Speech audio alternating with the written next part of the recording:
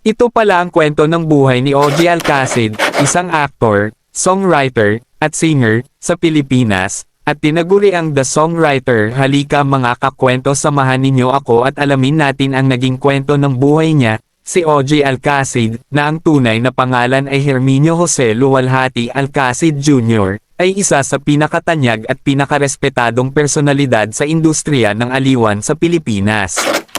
Ipinanganak siya noong August 27, 1967, sa Maynila. May ilang tala ring nagsasabing sa Taal, Batangas, at lumaki siya sa isang pamilyang mahilig sa musika kaya maaga niyang na-develop ang kanyang talento sa pagkanta at pagsusulat ng kanta. Maagang buhay at pag-aaral. Nagsimula ang formal na paglalakbay ni OG sa musika noong high school sa Lasal Green Hills, kung saan naging miyembro siya ng kilalang all-male singing group na Kundirana, batch 1984-1985. Sinundan niya ang yapak ng kapwa OPM icon na si Gary Valenciano. Pagkatapos ng high school, nag-aral siya sa University of the Philippines Diliman, at nagtapos ng kursong Bachelor of Arts. Ang hari ng singer-songwriter. Nagsimula ang propesyonal na karera ni OG noong 1989 sa paglabas ng kanyang self-titled debut album. Kabilang dito ang napakalaking hit na kantang "Nandito Ako", na kinilalang Song of the Year ng Magic 89.9 at nagbigay sa kanya ng gold record status. Mga tagumpay sa musika. Nakapaglabas siya ng mahigit 18 album sa loob ng mahigit 3 dekada. Nakatanggap siya ng 12 gold records, 3 platinum records, at 3 double platinum records.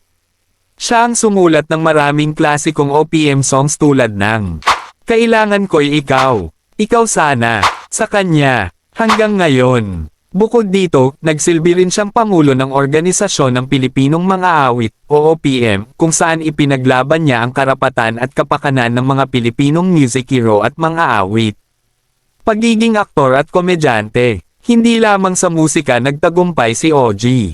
Nakilala rin siya bilang mahusay na aktor at komedyante. Bubblegang at Angelina. Sumikat siya ng husto bilang isa sa mga pangunahing artista ng Bubblegang mula 1995 hanggang 2013. Ang kanyang karakter na, Angelina, ay naging napakapopular at bahagi ng kulturang Pinoy. Mga pelikula. Kabilang sa mga pelikulang kanyang pinagbidahan ang Feel na Feel, Pitong Gamol, Ay Dubi-Dubi-Do. Heto na po sila. Television hosting at paglipat ng network.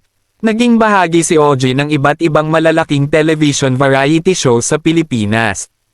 GMA Network, 1995 hanggang 2013.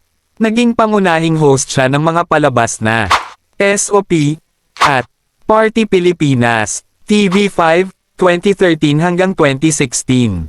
Lumipat siya sa TV5 at naging bahagi ng The Mega and the Songwriter, ABS-CBN 2016, kasalukuyan. Pagbalik niya sa ABS-CBN, naging host siya ng It's Showtime. Asap natin ta. Personal na buhay. Unang pag-aasawa. Noong 1995, pinakasalan ni OG si Michelle Van Amiren, dating Miss Australia 1994. Nagkaroon sila ng 2 anak na babae na sina Leila at Sarah bago sila naghiwalay noong 2007. Kasalukuyang pamilya. Noong December 22, 2010, pinakasalan niya ang tinaguriang Asia's Songbird na si Regine Velasquez sa isang engranding kasal sa Batangas. Nagkaroon sila ng isang anak na lalaki na si Nathaniel James Ocknate, ipinanganak noong 2011. Pamana at impluwensya. Hanggang ngayon, nananatiling isa si OG Alcacid sa pinakaiginagalang na alamat ng OPM. Patuloy siyang aktibo bilang mga awit, komedyante, host, mentor, at leader ng industriya ng musika habang ginagampanan din ang kanyang tungkulin bilang mapagmahal na asawa at ama. Nagustuhan nyo ba ang ating video mga kakwento? Wag mo naman kalimutang i-like ang video natin at i-follow mo na rin ako para updated ka sa mga bagong video natin at i-comment mo na rin dyan sa baba kung saan lugar ka para alam ko kung saan nakarating ang ating video. Salamat!